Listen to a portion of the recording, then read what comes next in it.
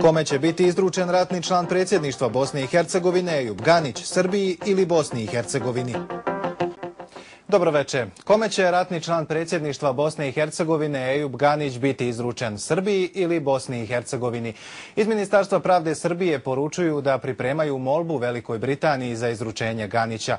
Molba će, kaže resorna ministarka Snežana Malović, biti dostavljena u najkraćem mogućem roku. Ono što je izvjesno, Ganić bi u pritvoru u Londonu trebao ostati do 29. marta.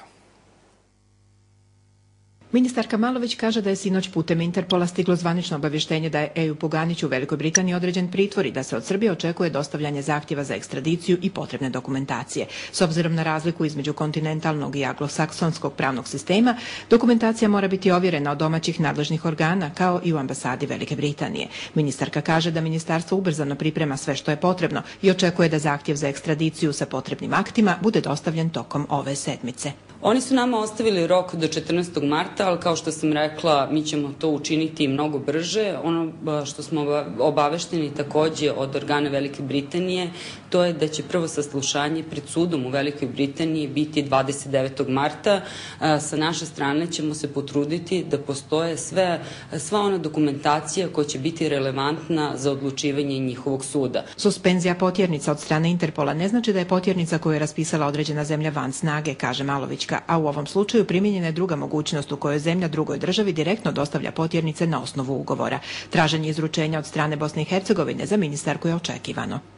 Ja verujem da Srbija raspolaže dokazima koji će ubediti organe Velike Britanije da prilikom odlučivanja mi treba da imamo prednost. Također želim da podsjetim da je ovaj postupak procesuiran još od strane Vojnog suda koje je zatim preuzelo tužilaštvo za ratne zločine. Ganiću se stavljaju na teret krivična djela ratnog zločina protiv civila, ranjenika i bolesnika, protivpravno ubijanje i ranjavanje neprijatelja i upotreba nedozvoljenih sredstava borbe. Najpoznatiji slučaj za koji se tereti Ganić je napad na vojnu kolonu u Dobrovoljačkoj ulici u Sarajevu 1992. godine. General Dušan Kovačević, koji je u ovom napadu izgubio mnoge kolege i sam bio ranjen, nikada neće zaboraviti strahote ovog događaja.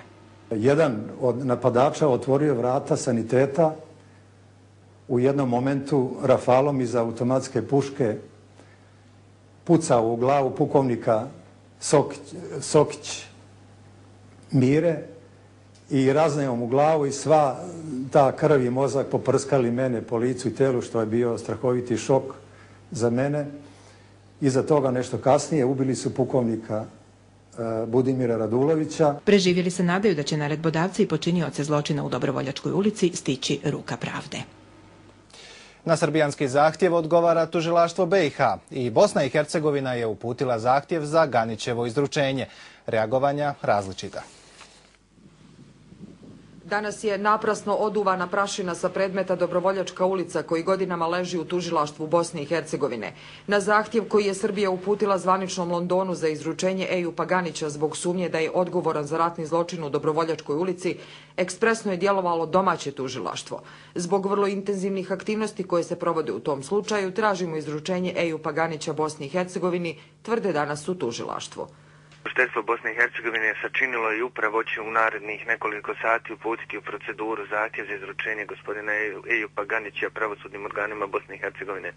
Preko 3 godine je istraga aktivna u tužiteljstvu BiH. Ažurni i u Ministarstvu pravde Bosne i Hercegovine. Ne postoji Interpolova potjernica za Ejubom Ganićem i drugim licima, provjerio je ministar Bariša Čolak, koji tvrdi da je domaće pravosuđe nadležno za vođenje postupka, a ne Srbija. Već danas tijekom dana otići novi zahtjev za ustupanje kaznenog progona od strane ovog ministarstva, Ministarstvu pravde, dakle Republike Srbije. U londonskom zatvoru Ganić će provesti najmanje do 29. marta kada će biti saslušan. Do tada će se pravosuđa Bosne i Hercegovine i Srbije utrkivati u argumentaciji za njegovo izručenje Sarajevu, odnosno Beogradu. Trka i na domaćoj političkoj sceni. Ako to neće da radi sud u Sarajevu iz nekih razloga koje mi cijenimo kao političke, onda to treba da radi neko drugi jer ratni zločin ne zastarijeva. Nije gospodin Ganić jedini od nekadašnjih funkcionera koji je imao i koji može imati probleme sa sudom. Hapšenje Ejuba Ganića u Londonu može biti naznaka promjene odnosa međunarodne zajednice, odnosno pojedinih velikih sila prema događajima koji su se dešavali početkom 90. godina. Treba sve prepustiti pravosudnim institucijama, neka se ovaj proces dovede do kraja. Ganićevo hapšenje je nepravda, tvrdi Bakir Izetbegović. Neki zločin se tamo jeste desio, ali ga sasvim sigurno nije naredio Ganić. Mora se eliminisati strah od putovanja zemljama Evropske unije, smatra Dragan Čović. Ne vidim nijednog razloga zašto bi gospodin Ganić bio zadržan bilo gdje u svijetu. Ganićevi ratni drugovi spremni su i za akciju prikupljanja sredstava ukoliko mu se dozvoli puštanje uz kauciju tešku 200.000 funti. Evo, možemo se mi, patrioti bosanskih, prijatelji gospodina Ganića, nekako snaći za tu sumu i izvući čovjeka. Savjetnik bošnjačkog člana predsjedništva Damir Arnaut danas je po nalogu Harisa Silajdžića otputovao u London da se nađe pri ruci Ejupu Ganiću.